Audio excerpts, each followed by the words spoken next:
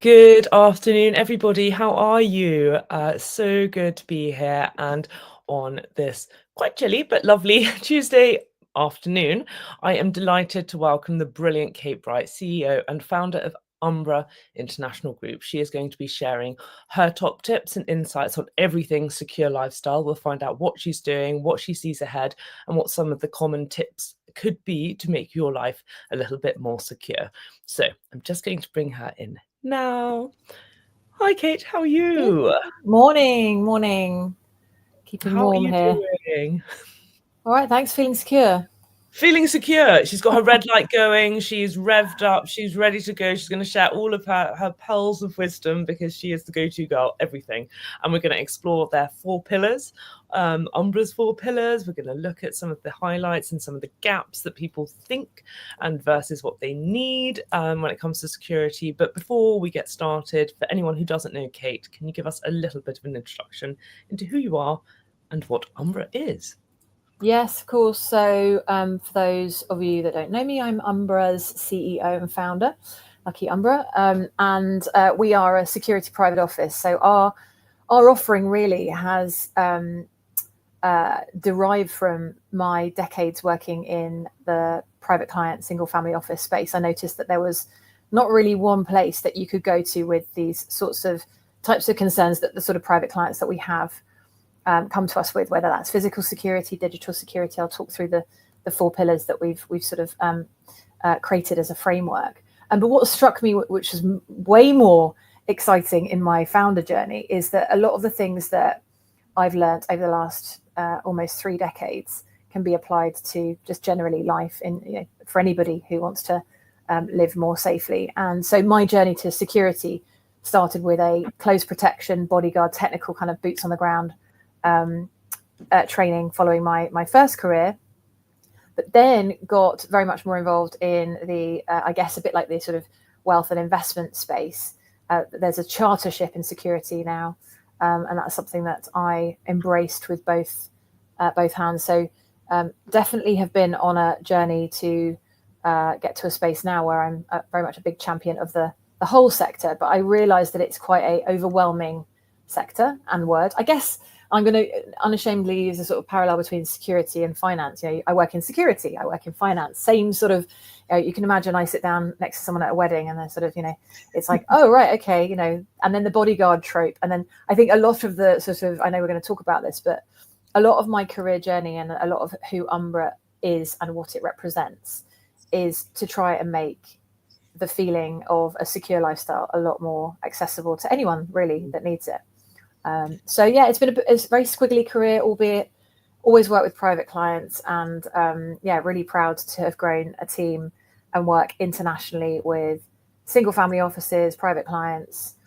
We love working with other advisors that are working with the sort of clients that we work with, and generally providing a bit of a risk running mate and a fractional head of security type offering to a lot of our clients who, however they've made their sort of success in whatever industry or sector, that wealth exposure is something that we can help to protect also. I love that. And that idea of accessibility is so important because I think all of us are touched on within our lives on potential security risks, whether it is emotional or whether it is physical or psychological. But for you, how has the definition of security fundamentally changed in the last few years? Well, I think for us, we're very proud this year to have, with the help of the team, secured our secure lifestyle trademark. And I think the reason why I'm so proud of it, and also it's such a kind of big part of the reframing of our industry, if I can be so bold as to say it, is that for what I just said, this word security is incredibly, I would say, exclusive and incredibly inaccessible. And I think the last few years for all of us, particularly where in the last, let's say 10 years, right? So 10 years ago, I think I maybe had logged into my LinkedIn account at that stage, maybe only just. Yeah. We've had a complete shift in the way that we feel safe, both in human real life and also online. And when I set UMBRA up 10 years ago to what we sell as a service now, has completely evolved, because you've got what I term these sort of invisible risks and threats.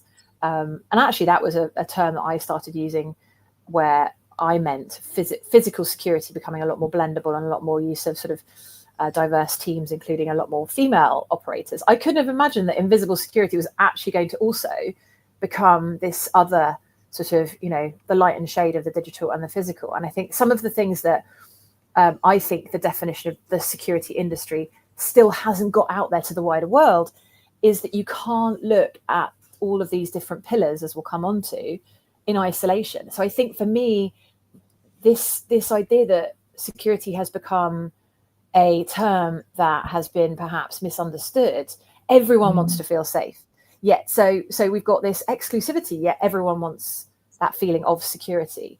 And I think this holistic approach is one where then you don't leave any stone unturned. And I think certainly what I've noticed since, let's take COVID as a really great example. I think the security industry really came into its own globally during the pandemic.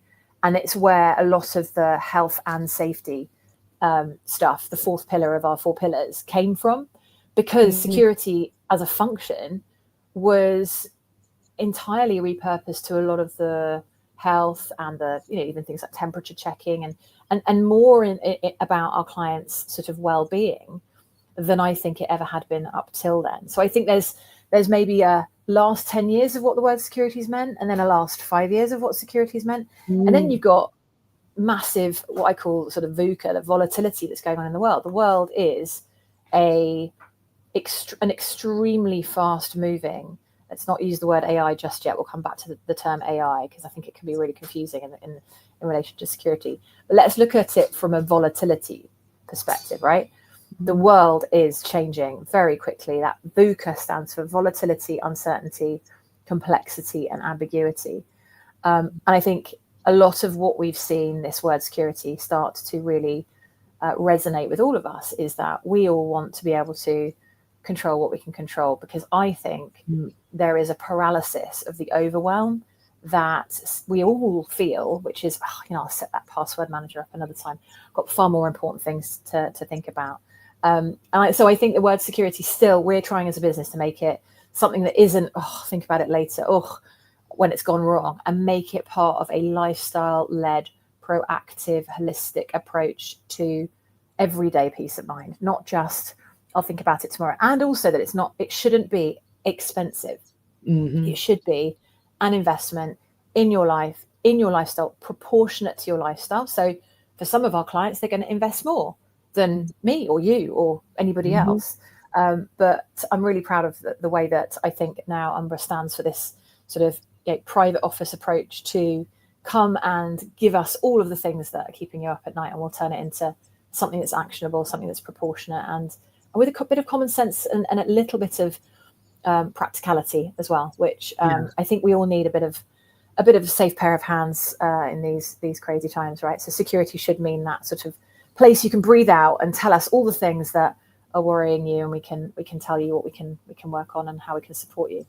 Well, exactly, and it's the proactivity, I think, that can really take away a lot of that fear and a lot of the risk as well. As you rightly say, it's having something that's practical, it's actionable, and it is something that you can integrate into your lifestyle as well. It doesn't need to be othered. It's not like this scary thing, like, likening it to finance for a lot of people. It's a tomorrow problem, but actually the tomorrow problem snowballs. So it's the same with security, where if you can do something small today, it will have a larger impact later because you won't be having to fix things. So absolutely. And relating it again to finance, it's a conversation. I loved it when one of my clients said to me recently, I know how to look after and protect my family. I'd like you guys to help me. Brilliant. Really empowered, very much led by wanting to have a conversation, and also from a place of, we don't know her lifestyle as well as she knows her lifestyle.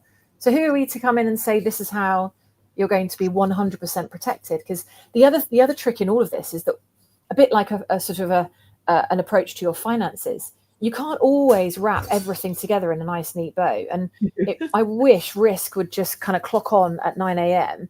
and all risks would shut up shop, at about 5 p.m. We could all kind of go and watch a box set. Unfortunately, these sorts of things, the markets, the volatility, they're a continuum.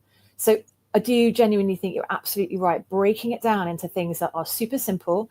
We have a super simple framework, 4 pillars, checklists, toolkits, things that, like, I've got recurring calendar invites. You'd be very proud of me for things like checking my, have I signed my LPA once yearly, have a look at my will. There are exactly the same things that you can do for your secure lifestyle that are things you can chip away at. So it's not about overwhelming you, which I think is certainly something that I'm still learning from our subsection specialty, individual specialists. I'm now learning that actually a lot of the things that we get to see, a lot of the questions that people are asking in these volatile times, again, we'll come back to AI, all goes back to having that proactive conversation, and that sort of how that relates to your life, as opposed to one of my mates is doing this, I should be doing that, I should be investing in this.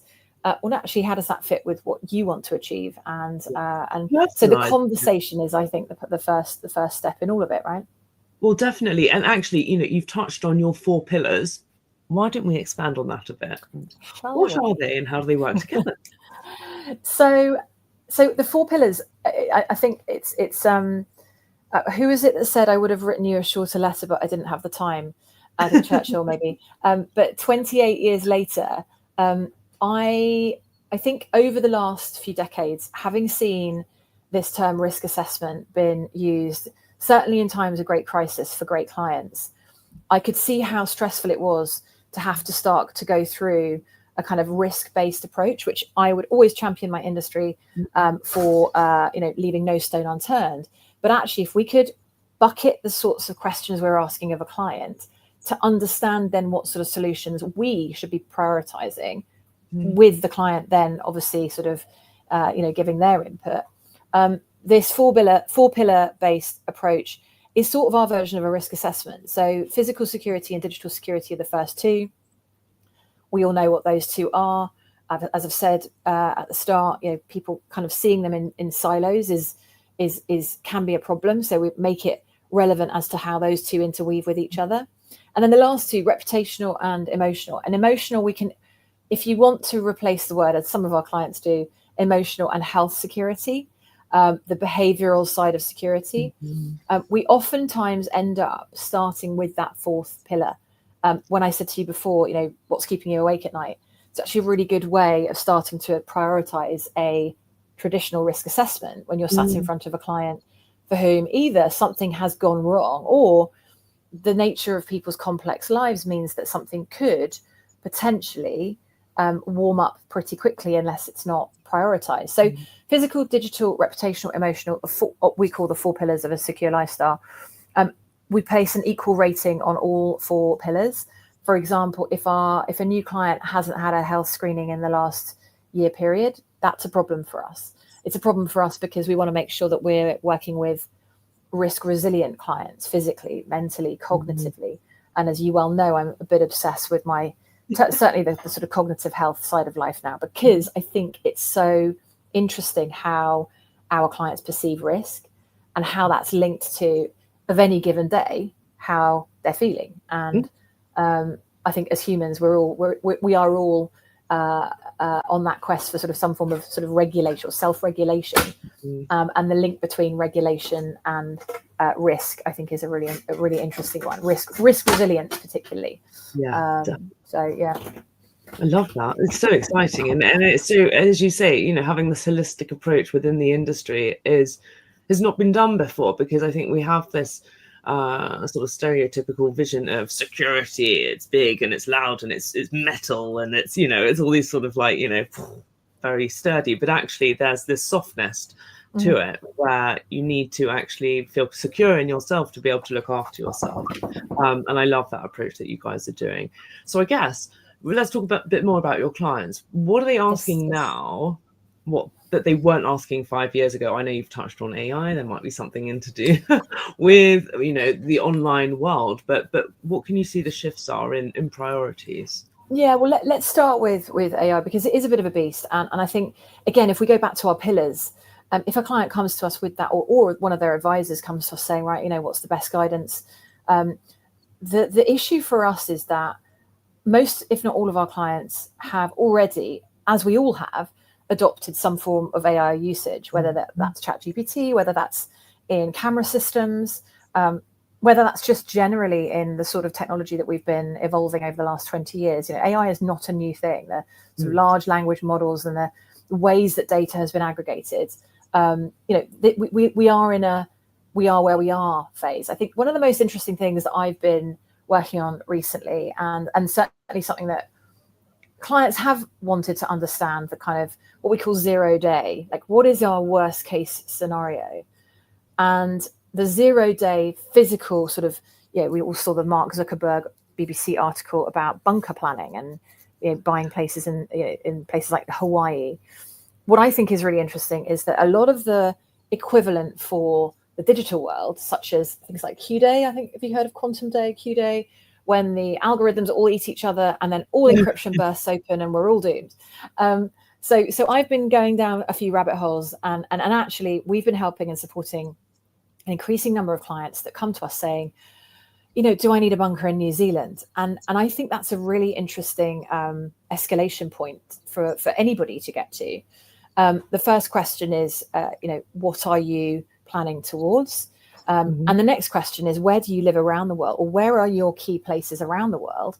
And what contingencies do you have in those places? If you mostly live in London and there's a situation where you need to get out of London, flying to New Zealand might not be an option, or getting into your bunker in Hawaii. So it's all about taking one step back and actually starting to, right. And if you're the only one left in the bunker, and you come out after something has happened, it's like, you and nobody else. I think it's a really unhelpful way that, as I said before, this word security should mean, well, the actual Latin, I think does mean freedom from fear. It should actually not give you more stress than it leaves you feeling empowered.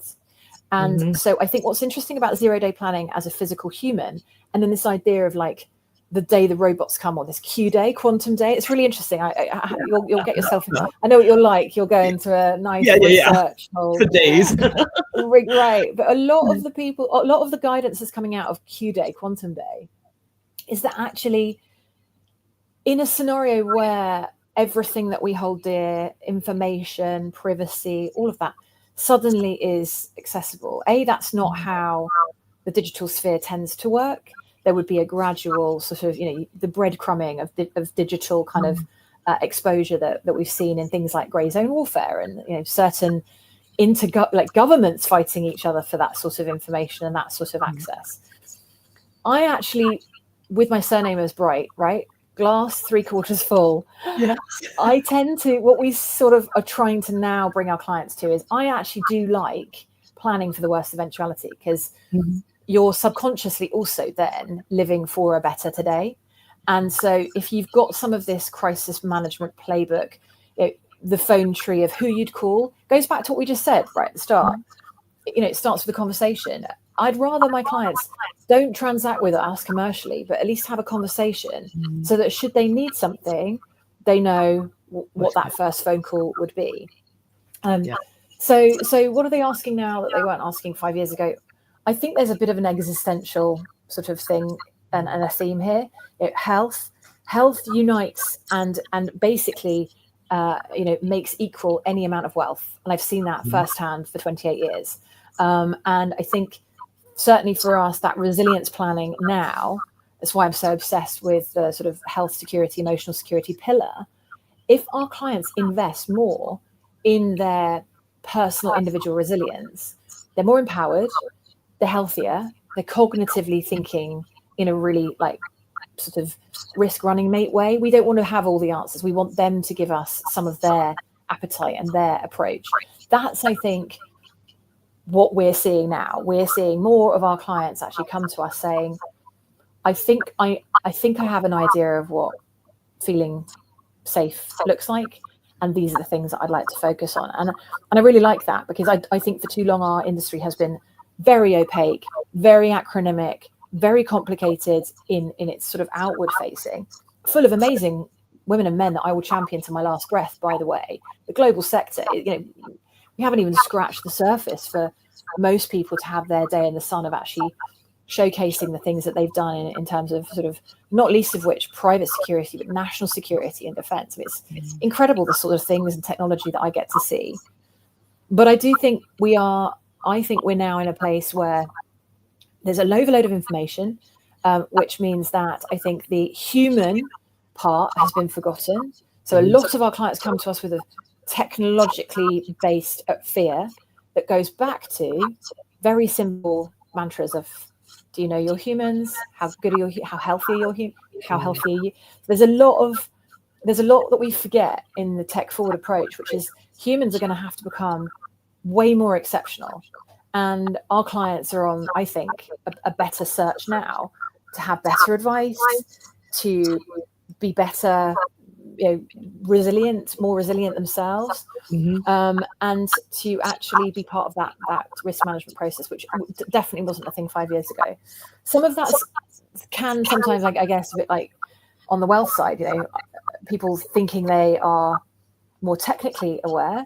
Definitely had a few challenges around proposals with perhaps a couple of double dashes here and there from clients, and which some of my lawyer friends can probably attest to. But again, all of it is good. I mean, I'd rather have a client that is very invested in the security outcome than just someone that says, okay, make it go away. We actually probably can't do as much to protect somebody that doesn't want to be part of the process. So I think, the usual suspects of things that clients will come to us for, but I think some surprises in there too, which is actually how simple it is, how human it is, and how some of the most simple projects we've worked on start with a background check or a bit of due diligence, and making sure that if we are putting ourselves in the ring to work with a client, we want to be vetted. We as a business want to show that we are adhering to standards like ISO, that nobody has to. I mean, you do, but it's not a sort of prerequisite in our sector, not in the way that sort of regulation works in the finance sector. But we should all be wanting to work with our clients in a way that is the highest possible standards. And I think that's something that people can come unstuck with very quickly, that still now, 15, 20 years into the sort of technological revolution, actually some of the things that people get themselves, wound up in circles about are actually pretty simple human-led solutions.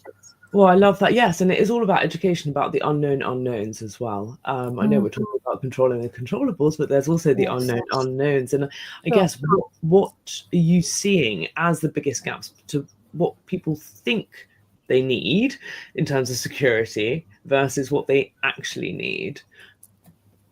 I think that the biggest gap is where someone is not thinking holistically and they're thinking in silo. So they come to us with a problem, a burglary, a break-in, a hack, a breach, media intrusion, and they don't actually understand potentially that we need to work in that 4-pillar way, in a very logical way, that the primary function of a client going through, particularly a crisis, is to make sure they are in the optimum mental state possible to be able to make some very quick, very big decisions. Reactive security is expensive, stressful, and fast-paced. So we need to be better than that situation. That's why we don't want to be in that situation. And I think, the gaps all, I guess, spring from the reaction versus the conversation. And as I said just a second ago, where I think people think tech first rather than people first, tech enabled. That should just be, it's definitely something that's my own personal mantra. It's pretty simple and the gaps, I think, overload of information versus actually clarity of what should happen in what order. And that goes back down to the sort of the way that we project manage and the way that we work long term with clients. I think some people think that you come to a security based business for the crisis and then it's see you later. It's done. There's a continuum, and much like your portfolio with your IFA, you should be challenging us and coming up with questions about how to invest wisely, low levels, compounding over time. How am I doing? How are my 4 pillars performing? That's the kind of conversation that we really love, and that's the biggest gap we're trying to close at the moment as a business. Well, I think that, yeah, it's brilliant. It's so exciting to see this approach as well. But I guess looking ahead to next year and macro level risks, what should individuals, clients, and their families be aware of that might be on the horizon, let's say? I think some of the perennial things that we all are doing more of potentially, and certainly for our clients, they're very, very globally mobile. And I think we forget that travel is fun and great, and we all love it for work or play. But moving from one place to another, particularly new places, travel risk, I think, is something that we're really excited to be working with some amazing luxury travel companies that really get this idea of invisible, seamless, secure lifestyle. Whilst our clients want to enjoy holidays of a lifetime, multi-generational holidays, goes back to the healthcare point. Don't have a health crisis when you've got your whole family together for that, big post-liquidity, holiday. Health and safety, I'm going to bang on about it. I think 2026 for us is what we're calling the new era of secure lifestyle, and health-related security resilience is going to be one of our big areas of focus, both from who we work with in the health sector, how we as a team, it has to start with us, and also how I love the fact that of the most recent interactions I've had with new clients, 100% have included the term hyperbaric oxygen chamber, which again, for some of you that know me, we are working with some amazing clients that have not got to where they've got to in their career by thinking statically and in a non-performance mindset way. And some of the things that I do as part of the sort of looking ahead is looking at where and what, not fads, not health things, like I think a lot of people are working with these sort of nervous system regulation tricks now. I'm more interested in the neuroscience behind that. Next year is going to be the year of cognitive clarity, and for us that means how much more resilience can we as humans have, and therefore how much we can try and encourage our clients to do the same. And I think going back to 2026, hopefully it's a return to people. I think people are a forgotten resource. Investing in people, knowing that we have the best people around us, the best advice, most trusted advice. You should be thinking about anyone that gives you advice, how you know them, what more can you wring out value-wise of your, I call it advisory village, who is supporting you, can you get your advisors together? I think this is going to be a big thing we're going to be pushing is if we can sit with your wealth investment tax trust team and be part of that conversation, we can add so much more value. And so this idea of it doesn't have to take too much time, it doesn't have to be too expensive, but my goodness, some of the best things that we've done this year have been when we've been sat around with those other disciplines and being less of a kind of weird risk security and more of a confident questioning, asking the right questions of the tax advisor to understand jurisdictionally where a client's going to feel safe, understanding the protective mechanisms of trusts, wealth, investment. That I think is something for 2026 that we're really excited to really expand upon, is how much better can we, how much more enjoyable can it be when as advisors we all come together and work with our clients and keep them safe. I just think that's ultimately anyone who's probably enjoying their discipline and working with clients, that's what they probably want as an outcome. So none of us want to be other specialists. I don't ever want to be a trustee. I don't ever want to be a wealth manager. I love learning a little bit about what's relevant to us, and then really sort of noodling in on how we can best support that other discipline. I think it's a really interesting sort of strength matrix that I wish I'd had when I was working on the client side 28 years ago. That would have been so great. You would have helped yourself, your past self, your future self would have helped your past self hugely. But I guess we're currently in London. Yes. There's lots of talks about security in London. What local micro trends, crime, hotspots are you seeing that are particularly relevant? I mean, we can't not go on Instagram for a day without seeing another video of someone having their watch stolen in Mayfair, all of these sort of very scary things, but they are reality for many, and that sense of unsafety. What are you seeing, and maybe what would you suggest people do to potentially feel a little bit more secure in these environments? So going to be a little bit controversial. Yeah. Bear with me. Okay. So I travel around the world on a regular basis. I'm presenting to families in, Middle East, from the US, wherever I go. I have been really surprised in the last, I would say, 12 months particularly, the perception of London and the, I think, media spotlight on the crime that does exist, because it's, we live in a major global multicultural city. However, as a security geek, self-confessed and proud, I really understand crime trends, and I really understand crime trends and how difficult they are to compare and contrast. So I'm not going to sit here and give you the top of the pops places in Europe that you're most likely to have your phone stolen. But I can tell you now, the top of the pops isn't London.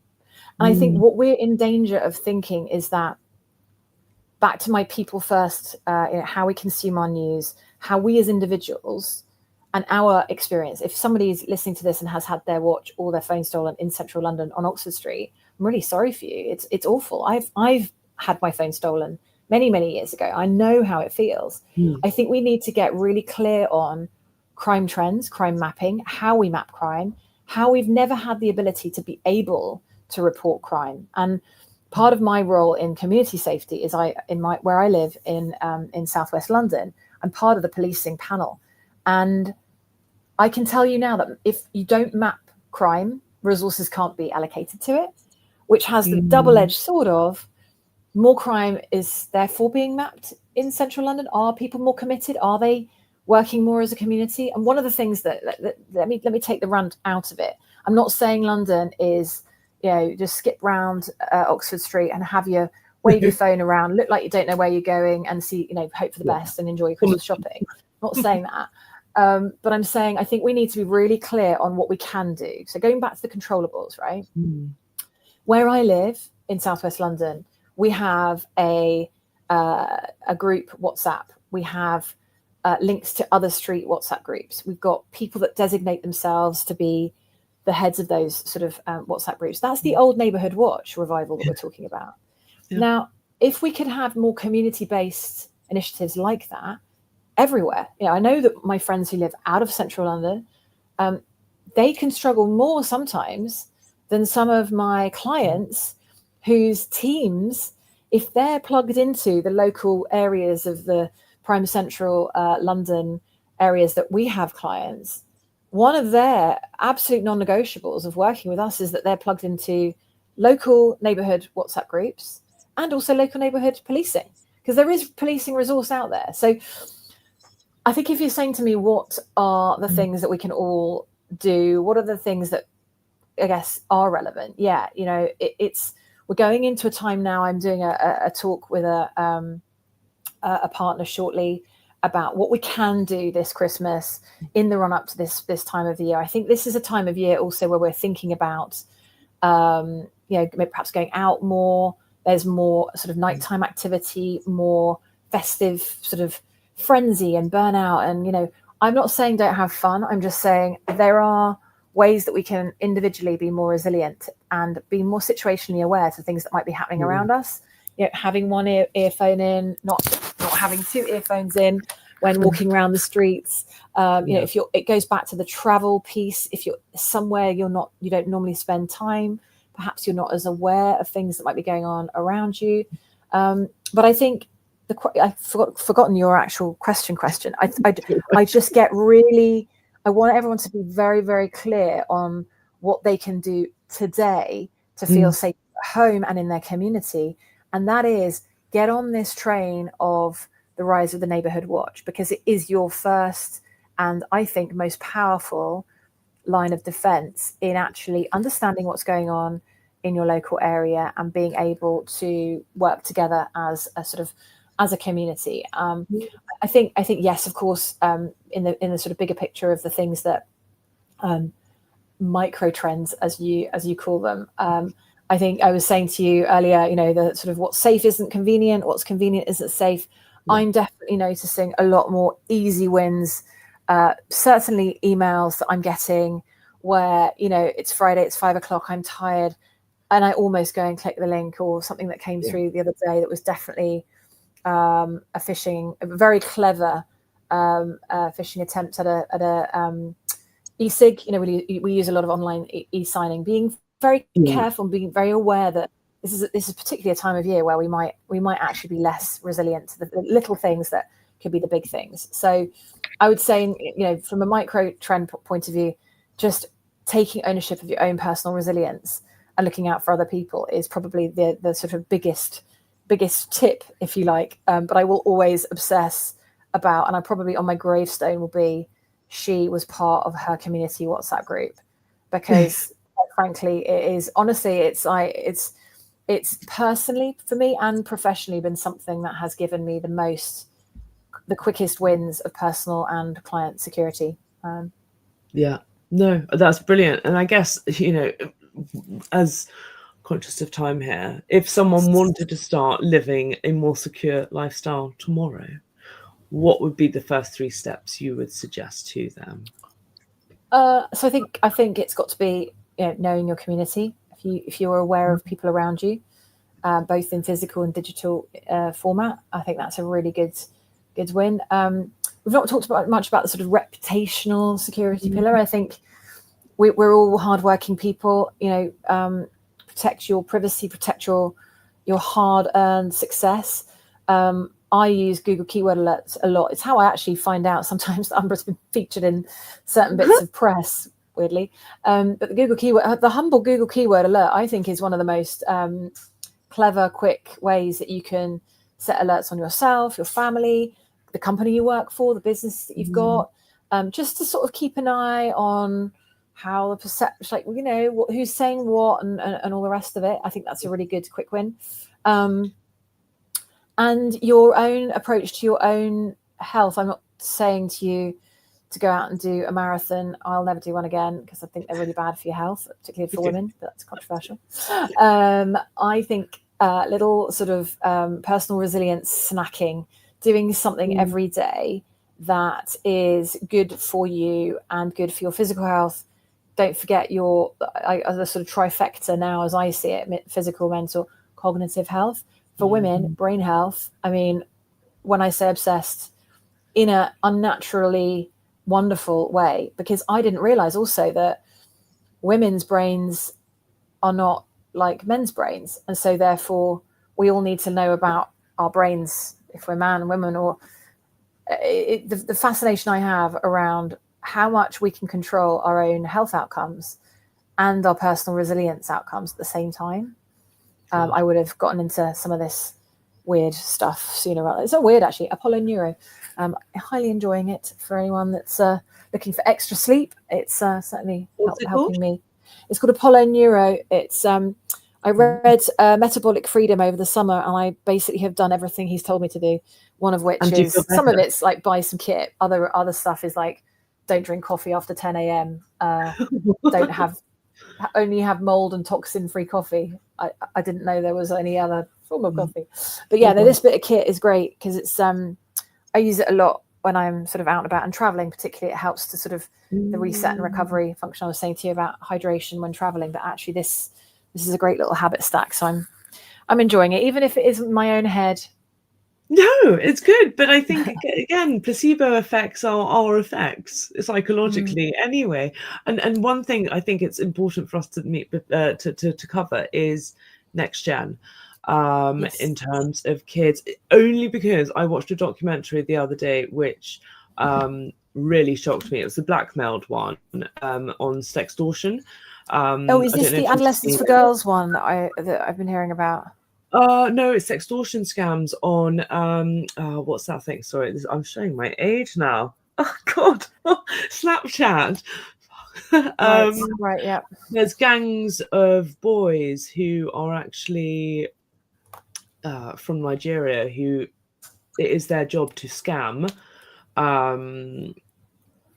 kids on Snapchat, and they befriend them and they pretend to have a artificial relationship with them. They use AI to pretend that they're a person.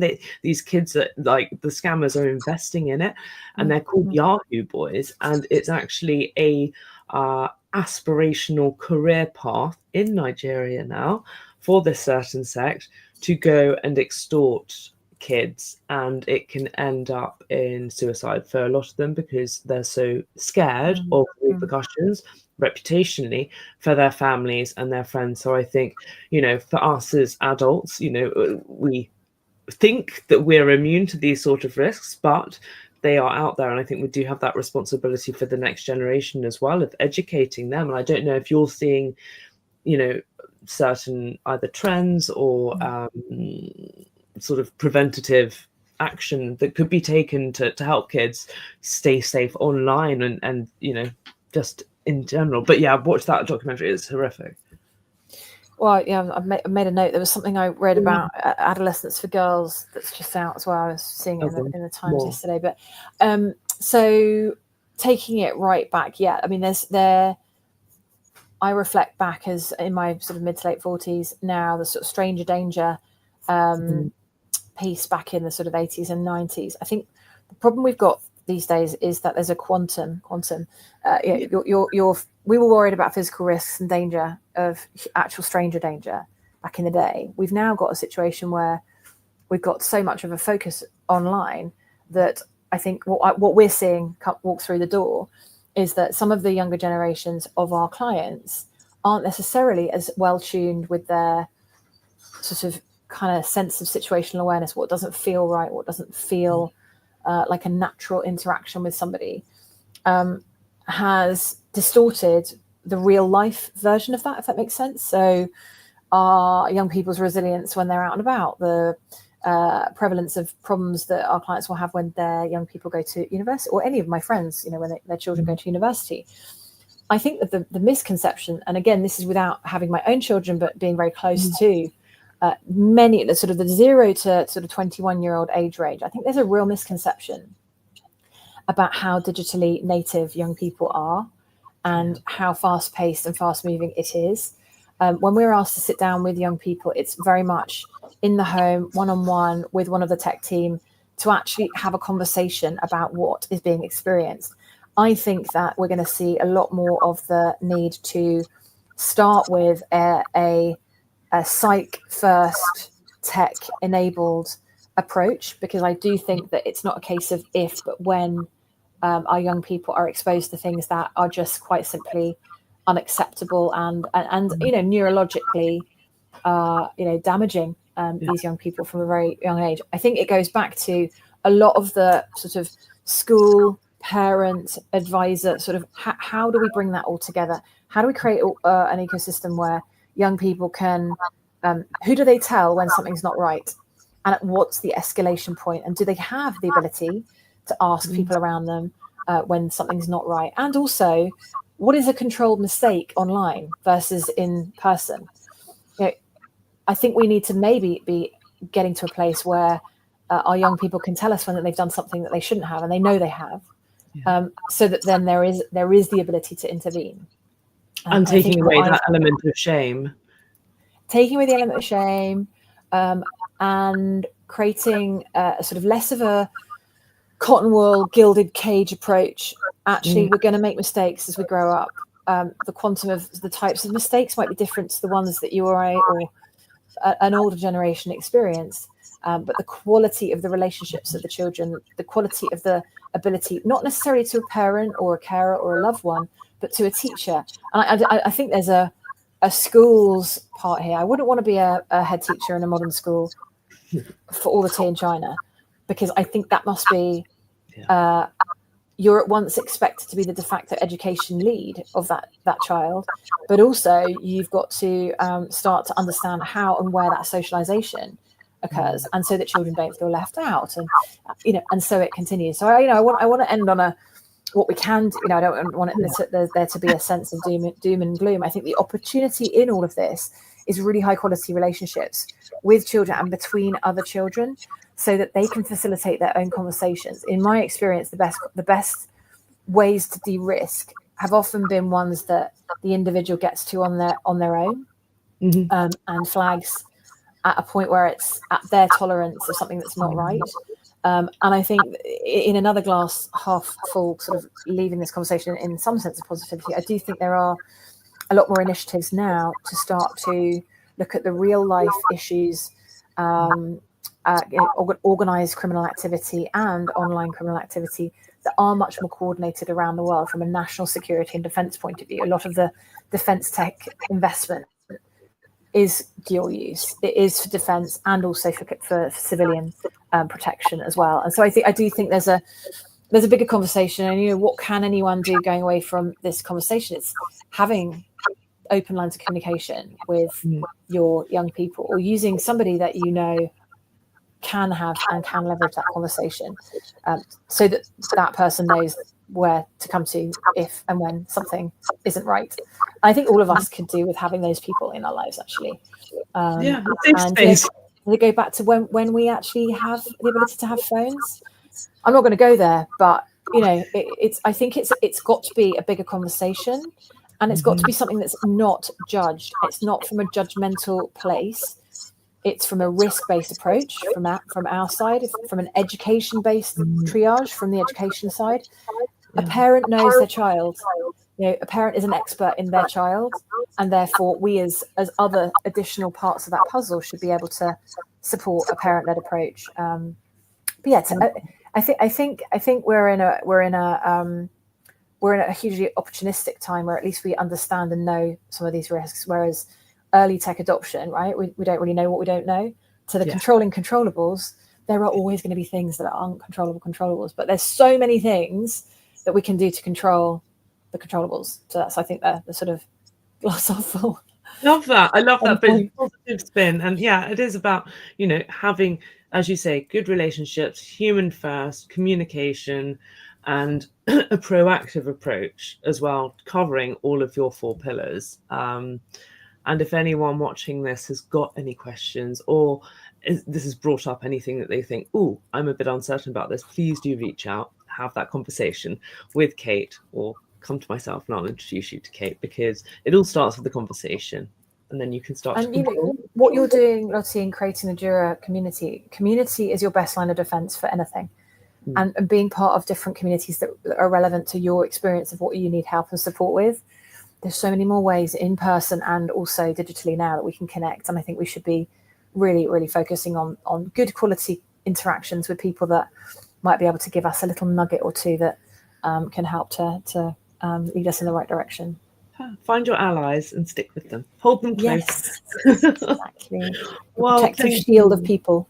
Thank you, Kate. You're always such a just a world of positivity, and I'm going to go down so many rabbit holes after this conversation now, so I'm itching to get on reality with the side of what we can control, because life's short. Let's focus on the mark we can make rather than anything else. But if anyone's sort of wants to dig in some more, my LinkedIn, my DMs are open. The DMs are open. I love that. Thank you. And thank you to everybody for tuning in, either if you're live or if you're watching us on the replay. And we look forward to seeing you very soon. Thank you again, Kate. See you soon. Bye. Bye-bye.